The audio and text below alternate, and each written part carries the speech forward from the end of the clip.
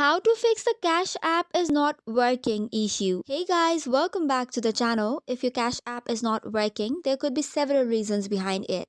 So here are some common troubleshooting fixes that should help. First of all, check your internet connection. Ensure you have a stable one, either it is Wi-Fi or mobile data. Try switching between them to see if the issue is related to the connectivity. Second is restart your device. Sometimes simply restarting could solve the problem, or you can close all the background applications that is currently working. After that, head over to Play Store or App Store to update the Cache app to the latest version. After that, let's move on to clear cache. In order to do so, head over to the settings of your phone and go to the apps. Scroll down and find apps. Head over to the application that is creating the trouble. Tap on it and then go to storage and cache.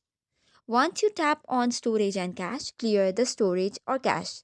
This way, it can resolve issues caused by corrupted or outdated cache data.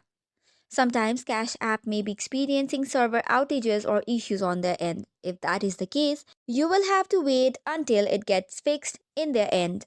After that, you can log out once and log in back again.